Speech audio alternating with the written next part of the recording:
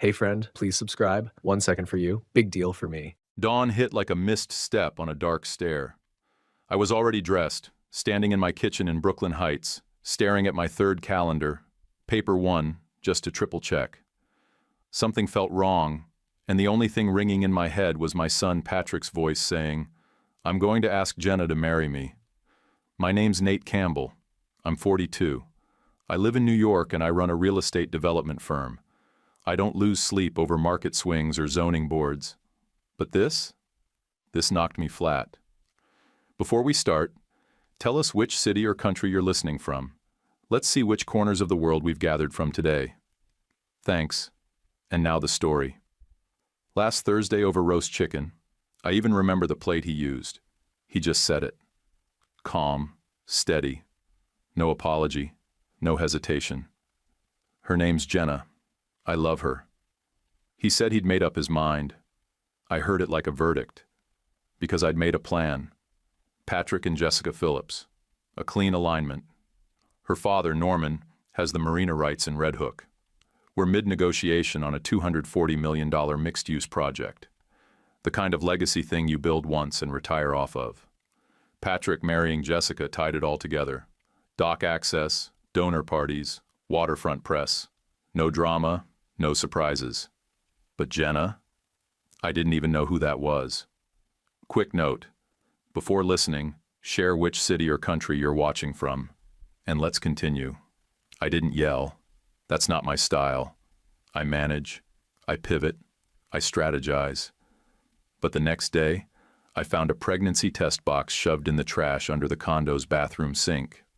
Pink wrapper, half creased, like someone tried to hide it in a hurry. I stood there staring at it, hands braced on the counter, chest tight.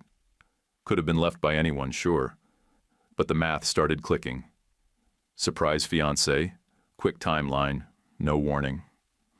My control board lit up all at once. I told myself I wasn't going to interfere. Told myself I respected his decision.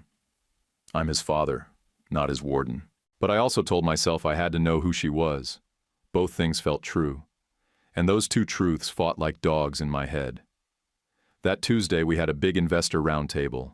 19 people, some with patience for market swings, but none for personal drama. I was supposed to open the meeting, but all I kept doing was watching the clock. The bigger weight was Norman. He'd pulled me aside last week at that awful Midtown club he loves, hinted at some gentleman's NDA. Either my son stayed aligned with his daughter, or Red Hook stalled. Dock rights don't float on their own, he'd said. I hadn't answered, but I knew that tone. A bill was coming due. Patrick left the building around 10, nothing on his calendar. I watched him through the glass wall of my office. Blue windbreaker, walking with purpose.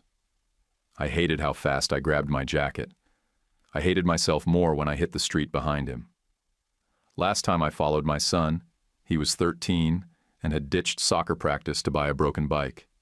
He's 22 now, and I was tailing him like a second-rate PI with a steering wheel. Traffic through Brooklyn was slow. Deli trucks, school buses, stop-and-go tension. Patrick finally pulled into a side street near Bay Ridge. Maple trees, cracked sidewalks, quiet houses with porch flags and 4-unit duplexes. Not his style. Not mine either. He parked in front of a worn-out duplex with chipped trim and a cracked mailbox. He waited, engine running, then gave a light honk. Just once. A woman came out. Couldn't see her face. Just a simple sweater, ponytail, quick laugh. She climbed into his car like it was the most natural thing in the world. They pulled away. I didn't follow. I just sat there in my SUV, engine off, fingers drumming the wheel, heart doing math I didn't like. I hadn't vetted her. I didn't know her name, her job, her family. No financials, no background, just a blur and a laugh. That was the moment I realized. My son had a whole life that didn't pass through me. And I was standing at the curb like a guy who missed his shift change and still wanted to file the report. I came back early the next morning. Same block, same cracked sidewalk, same stubborn knot in my stomach. I parked half a block down this time. Less obvious, less desperate, but I was still there for the same reason. Jenna. Or so I told myself. The air had that wet, metallic chill that rolls in from the water and sticks to your collar. One of those mornings where it feels like the city's watching you. I walked up the same duplex steps and noticed the bell was busted, hanging sideways with rust on the bracket. That irritated me immediately, which tells you a lot about how I'm wired. I knocked. Hard. 3 firm hits. The kind that announces someone who thinks they have business. I didn't. But I needed answers. And I didn't trust the silence I'd been given. Then the door opened, and I forgot what I was even supposed to say. It was Hannah. She looked exactly like I remembered. 10 years younger than me, maybe more tired around the eyes, but still her. Same calm stare. Same way she stood without flinching, like she'd already weighed whatever was coming. Nate, she said. Just my name. But the way she said it, it sounded like it was carrying years, like it had edges. I stood there like a fool, nodding, hands stiff in my coat pockets. Whatever speech I'd drafted on the drive, something polite, neutral, maybe even charming, it dropped out of my head like a wrench down a sewer grate. Before I could say anything, a little girl stepped in beside her. Brown hair under a navy headband, a spiral notebook pressed to her chest like armor. She stared right at me, like I was a math problem she could solve if she took her time. "We're not looking for anything," Hannah said, her tone polite but guarded, like someone who's dealt with enough nonsense to know it always shows up early. Sorry, I muttered. Wrong unit. Thought I had the right door. My voice cracked at the end, which annoyed me more than the doorbell. The little girl, 9, maybe 10, stepped forward and held the door open for me like she worked there. "Bye," she said softly, serious as a judge. I turned fast, felt my ears burn. My face was on fire. I've closed land deals with 3 zeros in the comma column and never felt that exposed in my life. Halfway down the steps, I saw it. The other entrance. Opposite side of the duplex. A second mailbox, weathered but still holding yesterday's junk mail. That's when it hit me. I'd banged on the wrong door. I stood there on the sidewalk, hands in my pockets, just trying to breathe. Thought if I held still long enough, maybe the street would give me back my dignity.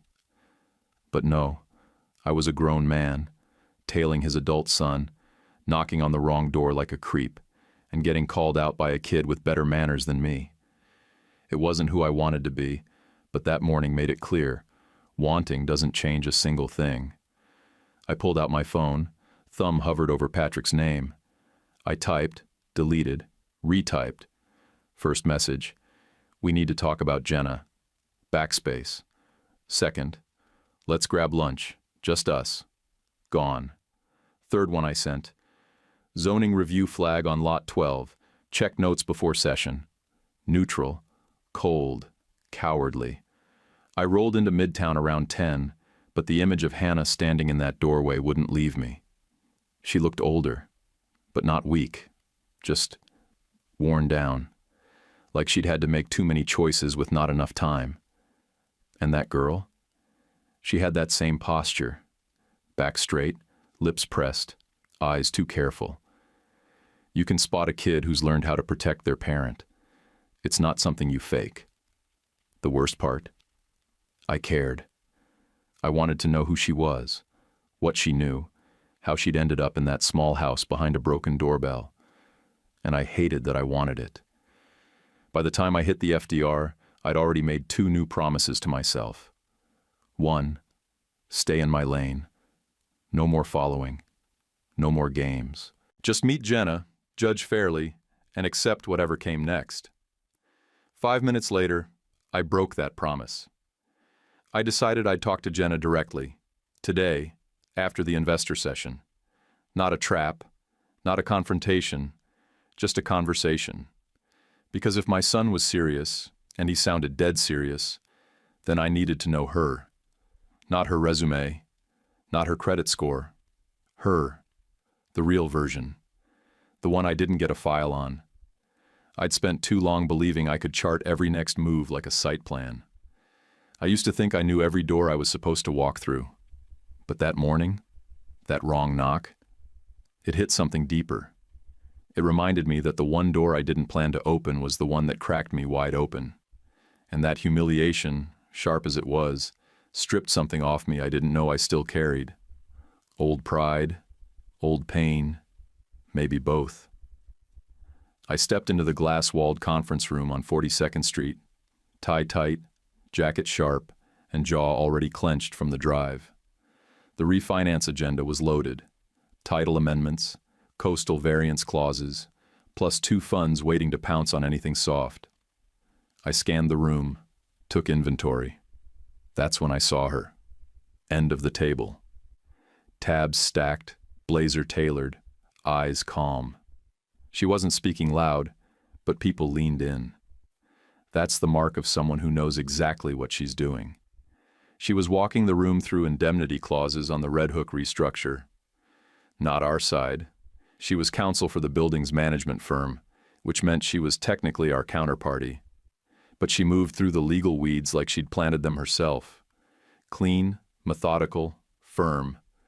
I pressed her hard, asked about carve-outs, legacy easements, environmental holdbacks.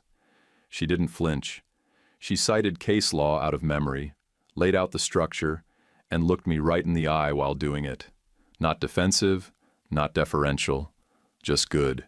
Too good to be ignored. About halfway through the deck, I caught motion in the glass behind her. Patrick walking by. I clocked him before anyone else did. I should have connected it right then. Should have felt something click. When the session wrapped, before anyone had even packed their laptops, Patrick stepped in from the hall like he belonged there. He didn't wait. He walked straight to her, leaned in, and kissed her on the temple. Then he turned to me and said, "Dad, this is Jenna." I blinked, literally blinked, like I'd just taken a punch with no wind-up. My mouth moved before my brain could catch up. "Pleasure," I said, though it sounded like someone else had borrowed my voice. In my head, I was watching Hannah's front porch on loop. Wrong woman, wrong door, wrong life. Jenna? She was standing 2 feet away, watching me like she didn't need anything. Not approval, not favors, just acknowledgement. Patrick slid a hand in his pocket and added, "We didn't say anything sooner because we didn't want office gossip turning our life into a podcast." He wasn't joking. I heard the line in his tone. This wasn't up for review. I didn't love hearing that, but I had to admit it made a kind of sense. Patrick had been raised in meetings. He knew how rumors turned into headlines, even inside a company you built. "We're engaged," he said, voice level. "And no," Jenna added, "we're not rushing because of anything. There's no surprise, just timing." Her tone wasn't defensive. It was decisive, like she knew exactly what I was thinking and didn't need to duck it. I felt my whole theory collapse in one sentence. The pregnancy test box at the condo, completely irrelevant. I felt stupid. Not wrong. Stupid. "For the record," she said, turning to me with the same lawyer voice she'd used on the indemnities, "my firm will step back from anything that looks conflicted. I've already flagged the dual representation risk and recommended your team retain independent counsel. I'll keep it limited to strategy and introductions until transition is clean." I nodded because it was the only thing to do. That answer wasn't for me. It was for the room. She was showing her cards publicly to make sure no one questioned the deal later. After the room loosened a little, a junior guy from one of the funds, Dunn maybe, leaned back and joked to Patrick, "So is your detective dad sitting in on all the weekly calls?" It got a few chuckles, but I caught the shift. That was the moment the tone shifted. People started putting pieces together. Me tailing Patrick. Me showing up out of nowhere. The kind of over-involvement that smells like weak leadership. That's the price you pay when you try to control without owning it. I cleared my throat. "I tailed my son yesterday," I said, flat. The room went dead quiet.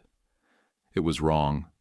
Going forward, our side will retain separate counsel. Jenna will recuse herself from anything conflicted and stay at the strategic level only. I'll handle permits, budgets, delivery. Personal lanes stay personal. No one clapped, but you could feel the room exhale. A woman from a pension fund I barely knew nodded like she'd been waiting for me to stop being a cliché. Patrick's shoulders eased a bit. Those micro-reactions, people don't fake those. That's where the trust lives. Once the room broke, I hung back. Jenna approached, calm as ever. "I live next door to Hannah," she said before I could ask. "We share a wall. She's private, proud, been through a rough stretch." She watched my face the whole time, like she already knew exactly where my head had gone. "Thank you," I said. Nothing else. She nodded once and left it there. On the elevator down, I checked my phone and saw a missed call from Norman Phillips.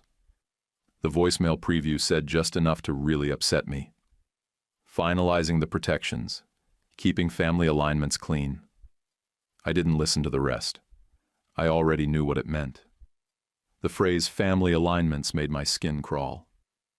Patrick stood next to me, thumbs tapping his phone.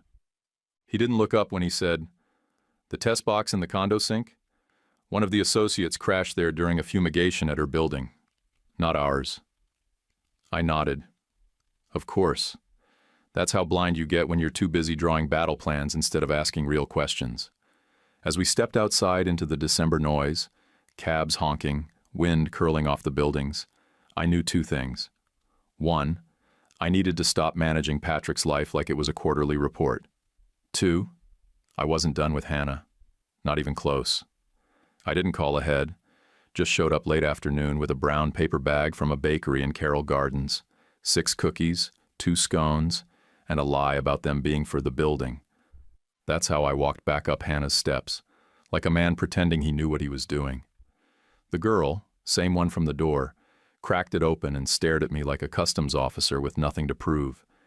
She didn't say hi, just glanced at the bag, then at me, and said, "Is that from the place with the red awning or the one with the window cats?" "Red awning," I said. "You approve?" She gave a slow nod like she was granting access. "You can come in if it's not oatmeal raisin." "It's not." She stepped aside. "I'm Faith," she said. "You knocked on the wrong side before." I followed her in and closed the door behind me. The place was spotless but tired. Mismatched furniture, clean countertops, some drawings taped to the wall. The kind of careful you only learn when money's a fight you've stopped pretending you're winning. Faith pointed at the couch. "Sit there," she said. Then she took the chair across from me, legs too short to reach the floor, notebook still in hand. I sat down, the cookie bag on my lap, and watched her watch me. "You a friend of my mom?" "I used to be," I said. "A long time ago." She didn't blink. "You're Patrick's dad." I froze just a second but nodded. "Yeah, I am." She opened her notebook and flipped through 2 pages like she was checking something. Then she looked up again. "Do you work at the big office with the red elevators?" "I do." "My mom said you were too busy for anything small." I swallowed hard. She's not wrong. Faith leaned back like she was done with the warm-up round. "I get picked on at school. Art class, gym class, doesn't matter. I don't have the right stuff." That's what one girl said. The right stuff. "You mean supplies?" I asked. "Supplies, shoes. Some people just know when you don't have what they have." She shrugged, but her voice didn't crack. "It's okay. I just try to get through the day. Mom says school isn't forever." She wasn't complaining. She was giving me a report, a field memo from the front lines of 9 years old. "What does your mom do?" Faith's whole face changed. Lips pressed, eyes tight. She didn't speak right away. "She got sick," she said eventually. "We go to clinics. Sometimes she can't breathe right when she's tired. Sometimes her voice goes out. But she still walks me to the bus." I gripped the cookie bag so tight the plastic inside crinkled loud. I knew doctors. I knew hospitals with views of the skyline. I knew how to throw money at problems. But I didn't know what to say to a kid looking straight through me with eyes that didn't ask for a thing. The door opened behind her. Groceries, a coat, that familiar spine. Hannah stepped in like she'd been expecting me. Or expecting something worse. "I figured you'd circle back," she said, setting the bags down without looking at me. "I brought cookies," I said. Weak, but it was what I had. "Of course you did." I stood up, wiped my palms on my pants. "Look, about the other morning."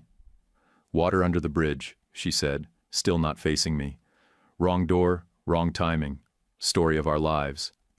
I took one step toward her. "I need to say it anyway. I'm sorry. For the morning. For 12 years ago. For all of it." That got her to stop unpacking. She turned. Arms crossed, jaw set. "You want coffee?" she asked. "Sure." The two of us in a narrow kitchen that smelled like cinnamon and vinegar cleaner.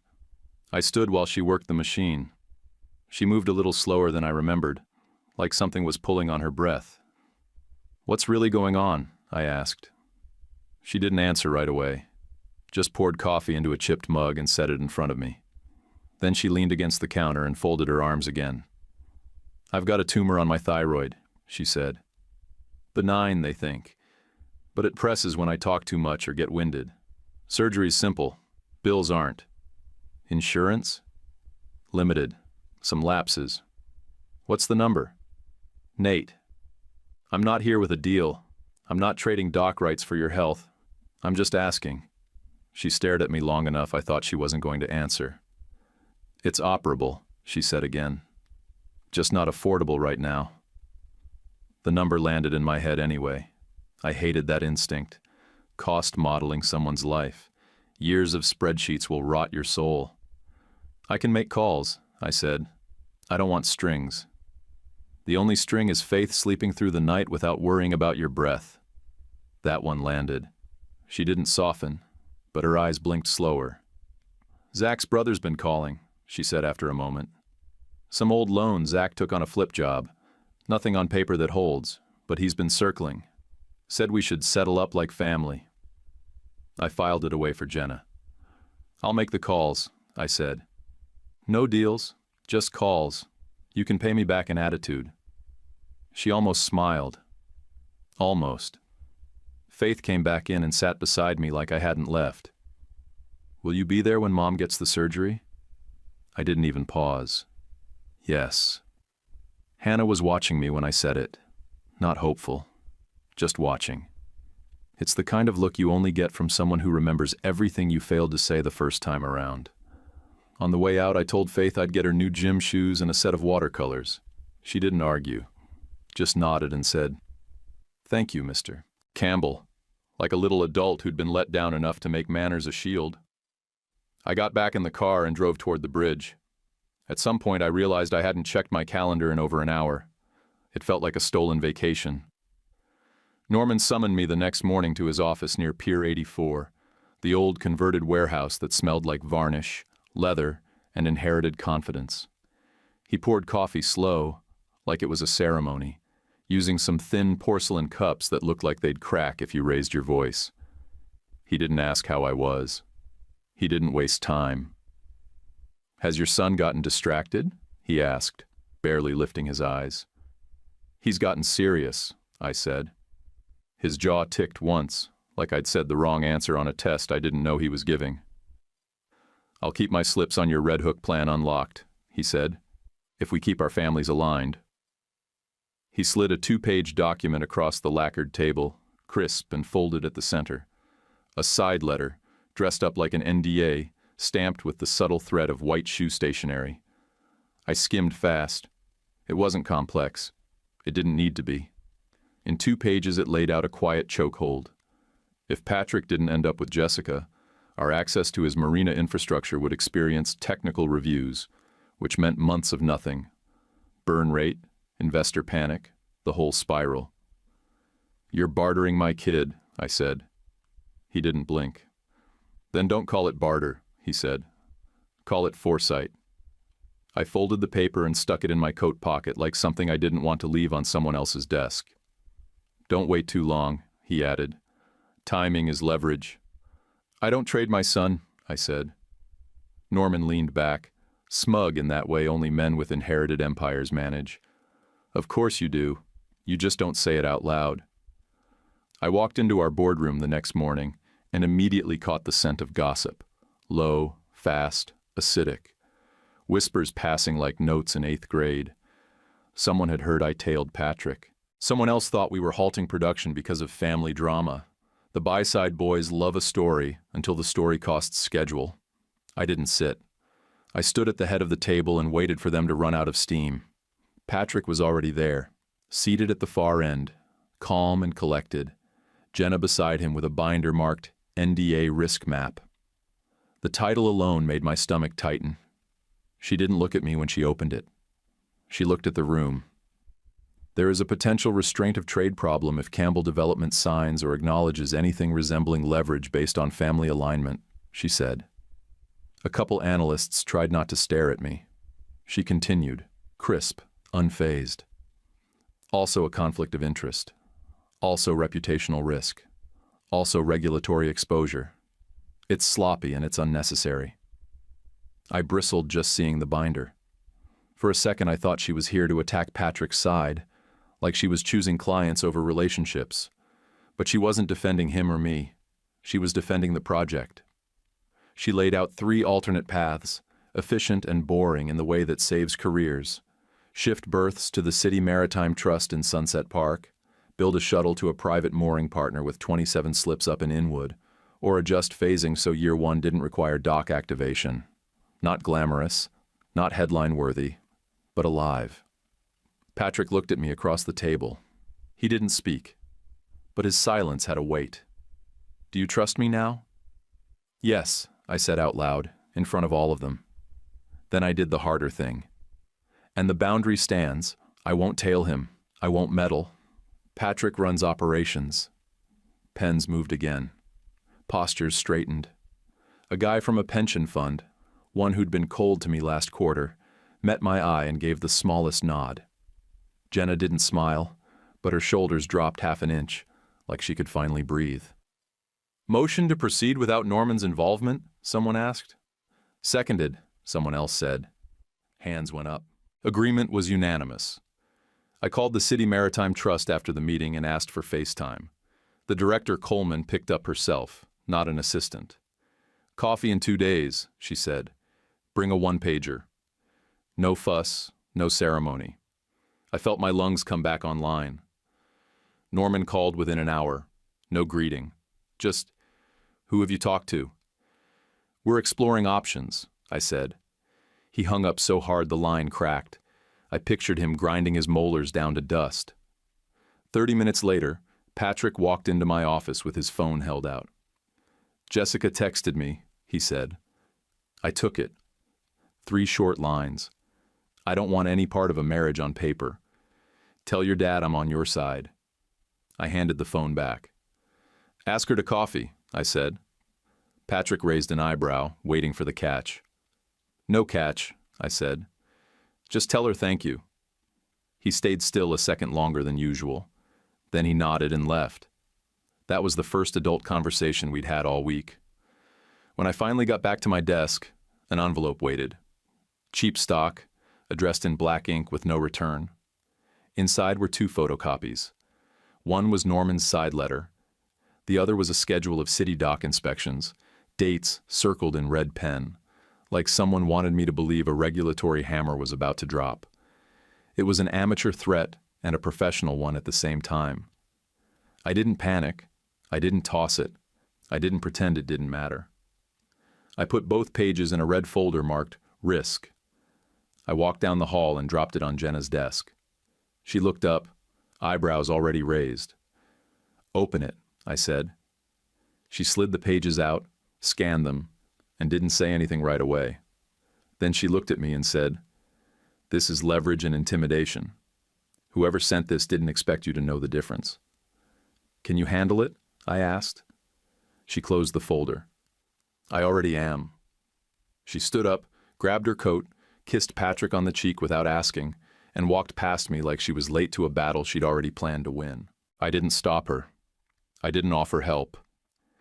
I just followed her out of the room because the only thing worse than being threatened is pretending you don't feel it. 9 days later, I walked into the hospital with a small bag in one hand and a dozen things I wasn't ready to say in the other. Slippers, hand lotion, paperback.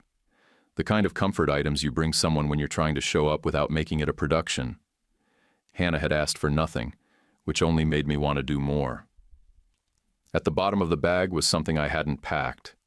Faith had slipped in a folded piece of paper. Crayon drawing of a lighthouse, bold strokes, the word safe, written in big block letters across the top. No sun, no boats, just that tower standing on a rock like it wasn't going anywhere. It hit harder than I wanted to admit. Hannah's room had one window with blinds that didn't quite close all the way. The late sun found its way in anyway.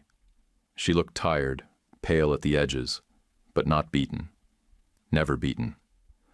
I set the bag on the table and adjusted the intravenous line that had gotten stuck under her arm.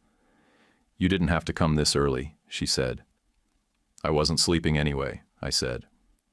I turned to leave, to give her space, or maybe to give myself a minute to regroup, when she said, "Wait." She reached into her tote bag, the same one she always used, and pulled out a single sheet of paper, creased a dozen times, edges frayed. "I was going to throw it out," she said, "but I couldn't." She held it out. I took it, slowly. It was a letter, dated 9 summers ago. Her handwriting, the loops and slants I remembered. I unfolded it and started reading. She'd written that she loved me, that she'd always loved me, that if I said the word, she'd choose me. Not Zach, not the easy path. Me. She'd written it the summer after Faith was born. Said she waited for me to come around. Said she gave up when I didn't. I read the whole thing out loud. I don't know why. Maybe because folding it back up felt like putting it away again. And I wasn't doing that this time. When I finished, I looked at her and said, "I'm choosing you now, because now is what counts." She looked away, eyes glassy. "I wrote that during the worst summer of my life. I never sent it. I figured you'd already made your decision." My hands tightened around the paper. "That spring, before your wedding, we had that one night. I remember. We never talked about it after. We weren't supposed to. And then it broke. Quiet, contained, but real." She started crying. Not movie tears, not dramatic, just quiet, angry crying like it had been waiting a long time to show up. When she could breathe again, she said it. "Faith is yours." I didn't move. Zach knew. I told him early. He said he'd raise her anyway. He said love doesn't need paperwork. But I thought if I told you, you'd pick the safe plan. Or worse, you'd forgive me without meaning it. My brain ran the numbers. Birthdays. That night. The hospital visit I skipped. The first grade photo Patrick had once shown me with the girl in the background who looked too familiar. But all I said was, "I'm here." I took her hand and said it again. "I'm here. And I'm not just showing up for court dates and medical forms. I want all of it. Mornings, drop-offs, Sunday pancakes. Whatever this is, I want it to have a shape." She watched me like she didn't quite believe it yet, like she was waiting for me to flinch. "If something happens during surgery," she said, "promise me you'll look after Faith. Fully. Like she's yours." "She is mine," I said. "And I will. No caveats." "And Zach's brother?" "I'll deal with him," I said. "You don't need to." Her jaw eased a little. That tension she carries in her shoulders dropped just a notch. I stepped into the hallway and called Jenna. She picked up on the second ring. "Need 3 things," I said. "Consent order of filiation, simple parenting plan, small escrow to keep Zach's brother from making noise." She didn't pause. "Got it," she said. "Also, I've already got someone watching Norman's movement calendar." I hung up and went back in. The surgery took 3 hours. I sat in the waiting area with Faith, playing hangman on a notepad. She beat me 4 straight games. You pick awful words, she said. You think contractor is awful? She raised her eyebrows like I'd suggested asphalt for kindergarten spelling. No kid says contractor. You're trying too hard. She wasn't wrong. When the doctor came out and said the words clean margins, I didn't even realize I was still holding the pen from the last round. My whole body had been locked up for 3 straight hours, and I hadn't noticed until it let go. I bought 2 coffees from the vending machine, spilled one while checking my texts, because apparently I lose fine motor skills when I'm relieved. When Hannah woke up, her first question was, did she eat? 2 cookies, a juice box, and half my nerves. I pulled the chair up close and told her what I should have said a decade ago. I didn't choose the safe path. I just got scared. I thought I was a bad bet. She didn't respond right away. She just closed her eyes and squeezed my hand. That squeeze said we weren't going to keep rewriting old chapters. That squeeze said, we're here now. Faith had curled up in the corner chair under a scratchy hospital blanket. Her knees pulled to her chest, arms wrapped around a stuffed dog that looked like it had been through a few wars. I sat there watching her breathe and realized how many times I'd told myself I had it all under control, how many years I'd confused structure for love. I tried to count. I stopped at a number that made me sick. I stood, kissed Hannah's forehead, and stepped into the hallway to clear my head. As I rounded the corner toward the elevators, a man brushed past me with deliberate force. Shoulder bump, not accidental. Leather coat, familiar face, Zach's brother. I recognized him from the wake.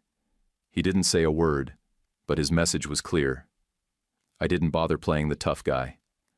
I just reached into my pocket and pulled out my phone. Texted Jenna. He's here. Then I turned around and walked back toward the room where my daughter was sleeping. The next morning, Norman went public blunt. That's his style when charm stops working. One of his lawyers made a couple quiet calls to 2 of our lenders. Nothing recorded, nothing that crossed a legal line. Just a few phrases like, project dependencies may evolve if family alignments remain uncertain. Polished enough to sound harmless, loaded enough to rattle someone looking to move capital.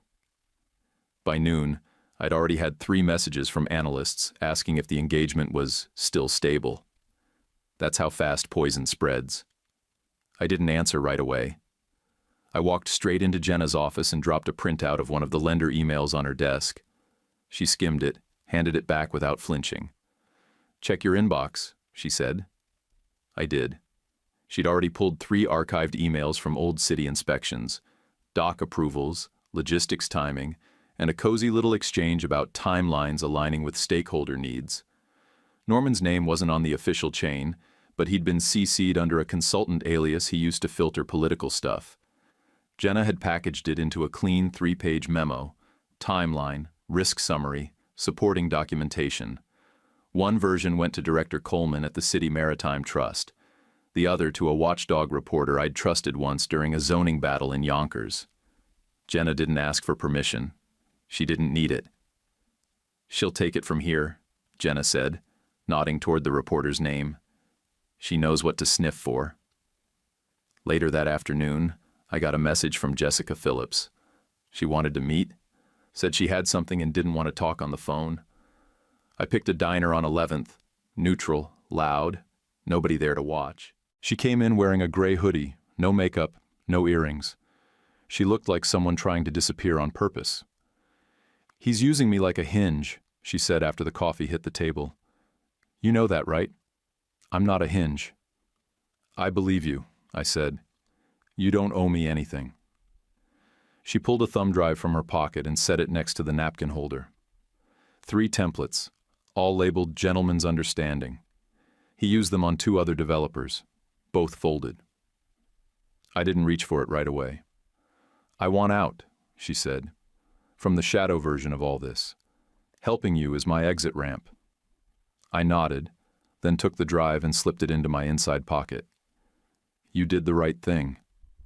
I know, she said. That's why I'm not crying. She left without touching her food. I paid the check and texted Jenna. Incoming gift. Big one. 2 nights later, Zach's brother served Hannah at home with a folded demand letter in a manila envelope like he thought paperweight made it real. He claimed she owed $42,800 from a family-held estate note. No signature, no disbursement schedule, just a printed Excel sheet and a threat. Jenna had already drafted the reply before I could even send her a scan. She preserved rights, cited lack of evidence, and requested a full accounting. We moved $10,000 into an escrow account to hold him at bay while we worked the title records and dug through his paper trail. He didn't expect resistance. That's always their first mistake. The City Maritime Trust meeting was better than I let myself hope. Director Coleman had a folder already open when we walked in. She'd printed out our mixed income plan, highlighted our community use stats, and clipped in a copy of Jenna's memo. "I don't like being leveraged," she said, opening with a smile. "Especially not by people who own boats they don't even drive." She showed us a map with 3 pier options in Sunset Park. We didn't need all 3, just one to start. She gave us a handshake and a draft timeline for calendar approvals. Not a final, but close enough to breathe. I came back to the office and circulated a 1-page memo to all department heads. Patrick runs operations. Independent counsel handles legal. Jenna advises only. No contract, no retainer, no signatures on file. In the weekly meeting, I stuck to budget and schedule. No sidebar drama, no side eyes across the table, just numbers. It cost me to write that memo. Felt like pulling teeth to give up the wheel, but it paid off. People sat straighter, took better notes, started asking better questions. I've run companies long enough to know, when the air clears, people build you a better house than the one you micromanaged. That night, Norman called again.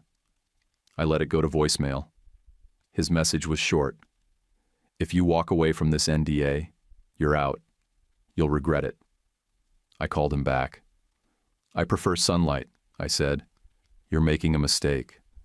I can live with that." Click. 20 hours later, the article hit. Headline: "Quiet pressure on public waterfront permits raises eyebrows in City Hall." It didn't name names, but the marina in the photo was one of Norman's. People who mattered could connect the dots. The ones who didn't? They'd catch up by lunch. Norman didn't call me the next morning. When he's quiet, he's bleeding. I sent Jessica a small bouquet and a card with 5 words. "Thank you for being straight." Patrick texted me a thumbs up and a photo of Jenna at her desk. Hair up, sleeves rolled, grinning like someone who just knocked a brick out of a castle wall. I saved the photo. Back at my desk, I found my hand on Hannah's old letter again. I didn't even realize I'd picked it up. Creases worn smooth from all the times I'd folded and unfolded it. Sometimes you hold on to a thing because you're not ready to say out loud that you're the one who broke it in the first place. Hannah came home sore but lighter.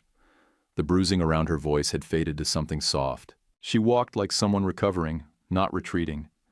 Faith opened the door for her like a nurse on duty and announced, "We've been good," before I could even say hello. She wasn't wrong. Faith pulled up her shirt just enough to show me the healing line, all neat staples and medical glue. "Cool, right?" she said. "You want to see the chart I made?" "I do," I said, and meant it. She handed me a paper with 5 colors and 3 columns. Meals, pain scale, breath rating. She called it the recovery index. I didn't flinch looking at the scar. That seemed to earn me points I hadn't known I needed. We moved slow, short walks to the corner store.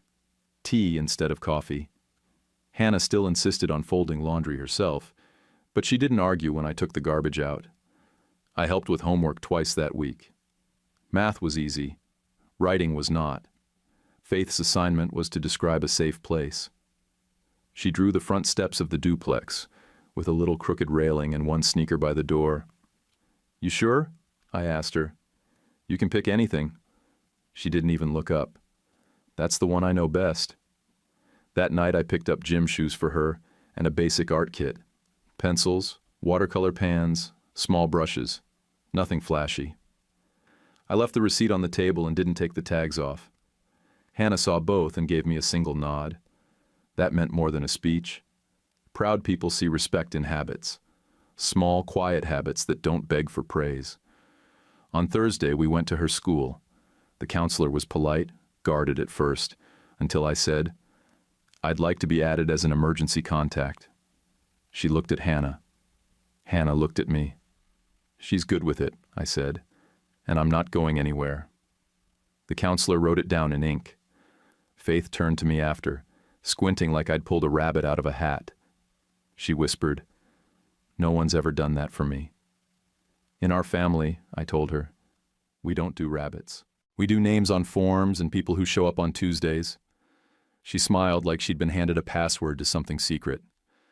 That night at dinner, she asked the question I'd known was coming. "Are you going to stay for good?" "Yes," I said. Then I kept going. That means rides, boring meetings, pancakes on Sundays. It means helping with homework even when I don't get the assignment. It means letting you win at board games sometimes. "You don't have to let me win," she said, serious. "I know," I said, "but I might anyway." That earned me a smile and a jab in the arm. Saturday morning, I took her down to Shore Road Promenade. She'd been eyeing the bigger bike for a while, the one with actual gears and a brake lever that made her feel like a superhero. I held the seat while she pedaled, jogging behind her like a dad from a commercial. She wobbled once, corrected, and yelled, "Let go!" I did. She didn't fall. She just kept going, straight down the stretch, hair flying behind her, yelling, "Did you see that?"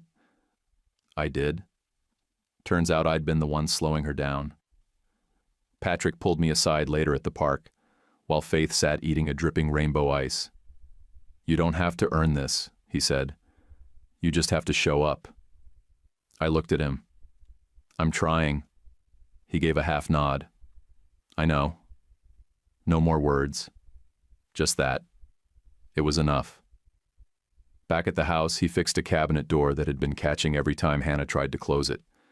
Jenna showed up 10 minutes later, escrow docs in her hand, and sat at the kitchen table with Hannah going line by line. They didn't talk much, just flipped pages, made notes, checked dates. Two women with no time for mess, solving a problem like neighbors do when the stakes are personal. I stayed out of the way. That night I found myself washing mugs I hadn't used. Hannah walked in behind me and said, "We can do this without you hovering." I laughed and said, "I know, I'm learning." We stood there next to each other, just breathing in the kind of quiet you earn the hard way. Later I texted her a photo I'd taken of Faith on the bigger bike, mid-ride, arms stiff, face focused. I wrote, "Proud of her." Hannah wrote back, "Me too." I filed it in a folder I'd made on my phone labeled Keep. Not deals, not receipts, just keep. I told Hannah we'd formalize whatever she was ready to formalize. Guardianship, paperwork, legal names. But I wouldn't push. I didn't need to. Sometimes it's enough just to be asked to sit and stay. The next morning I brewed coffee, opened my laptop, and paused halfway through my inbox. Something was missing. It took me another minute to figure it out. A full day had gone by, and Norman hadn't crossed my mind once. That might be the exact definition of winning. The City Maritime Trust gave us provisional access to 2 piers in Sunset Park. It wasn't glossy, it wasn't branded, but it was ours. Coleman called it the kind of attention we want. That's what she said as she handed over the signed letter of intent. Clean, sharp font. No flourishes. We moved fast after that. Load schedules, truck permits, sequencing meetings. Work, the kind that smells like sawdust and salt. I missed that kind of work. Norman took one last swing.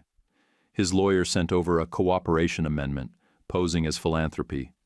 Thin veil, language about shared opportunity, mutual visibility, a note about how shared values ensure long-term stability. It reeked. Our independent counsel replied with exactly 3 lines. "Thanks for the offer. We decline. City copied for transparency." Patrick read the reply without blinking. I did the same. Jenna's fingerprints were all over the strategy, but no signature. Just the clean execution she always delivers. Jessica texted me that afternoon. He yelled. I didn't. I asked if she was okay. She wrote, "He'll cool down." I believed her. She'd walked off the chessboard and didn't leave a piece behind. She's stronger than the version people built around her. That same week, Zach's brother folded. He came in all puffed up until Jenna walked him through the title chain, then laid out, politely, dryly, how that family loan would expose his preparer to a bar complaint and possibly invite a consumer fraud filing. She didn't yell. She didn't posture. She just spoke like someone who knew the law and had time. He blinked, signed the release, grabbed the $10,000 we'd escrowed, and left without a word. We didn't watch him leave. We had real things to do. At the Friday investor call, someone asked about reputational risk. It was bound to happen. I didn't make it a speech. I just said, I chased control and forgot about people. We've got doc access now, stronger team, more clarity. That's the report. It landed. The room didn't need dramatics, just facts. Patrick pulled me aside after and asked if I'd say something at their engagement dinner. "You don't have to make it a show," he said. I wrote 5 versions that night, tossed all of them. At the dinner, I stood, held up my glass, and said, "I trust you." Then I shut up. That was the right amount of weight. The room settled. You could feel the tension dial down. The next morning, I went to pick up Hannah and Faith. Faith met me at the door with a small overnight bag already zipped. "I packed," she said. "I want to see your site." "You sure?" I asked. "Yup." I said yes without needing to think. I'm learning to say yes faster. On the drive, Hannah reached into her purse and handed me a small box. Black velvet, ring box. It was empty. "If you ever ask," she said, "ask for me, not for the plan." I turned it over in my hand. No gold, no ring, just a reminder. Empty on purpose, so I'd stop proposing to blueprints. We parked near the cranes. Faith leaned on the fence and watched the machines like they were dinosaurs waking up. "It's loud," she said, eyes wide. "Too loud?" "No, it's perfect." I told her I'd bring earplugs next time. She laughed. That laugh stayed in my chest longer than most things ever do. That night, Norman's PR team leaked a rumor to a trade newsletter. Some mess about us being frozen out of waterfront approvals. The City Maritime Trust posted our letter of intent 20 minutes later. It went up with the timestamp, signature, and an official seal. That was the end of that. I went home and slept with the window cracked. The low city noise outside didn't bother me this time. But something else did. I lay there staring at the ceiling and realized I didn't want to be alone in that apartment much longer. I'd been calling it independence. It was just an empty room when the lights were off. The next morning I got up early and bought a plain ring. No diamonds, no story, just something you could wear in a real life. I texted Patrick. "Breakfast?" He sent back, "Always." I asked Hannah to marry me in her kitchen with cold tea on the counter and a grocery list under my palm. It wasn't a performance. I didn't picture a future or drag out a ring box with symbolism. I told her I'd show up, parent with her, and keep our doors open to the people who mattered. I said I didn't want a perfect house. I wanted a full one. She didn't cry or gasp or play coy. She just said, yes, like it was a decision she'd already made and was glad I'd finally caught up. Faith clapped once and said, "Does that mean pancakes every Sunday?" I told her we could negotiate. She narrowed her eyes. "Okay, Tuesdays too." Hannah pointed a spoon at her. "You're going to school on Tuesdays." Faith shrugged. "We can still have pancakes." The next weekend we had a small family brunch. My place. Too much food, not enough room around the table. Patrick stood behind Jenna like he'd been born there, and I stood up before I could overthink it. I didn't deliver a speech. I didn't talk about empire or legacy. I just said, I was wrong about what makes a family work. I get it now. Then I told them to eat. That was it. The silence that followed felt like oxygen. Norman didn't show his face for weeks, which was a relief. When the city announced our births with the community trust, he finally sent a one-line email. Congratulations on the workaround. I replied, it wasn't a workaround, it was a better way. And I left it there. A receptionist brought me an envelope a few days later. Small cream card with Jessica's handwriting. It said, choose each other. Everything else gets easier. I stuck it in the drawer where that bad NDA used to sit. Better use for the space. We formalized what needed formalizing with Faith. No speeches, no drama, just signatures that matched the truth on paper. She watched the pens move and asked, are you still going to show up for boring school things when this is done? The papers don't decide that, I said. I do, and those are my favorite things.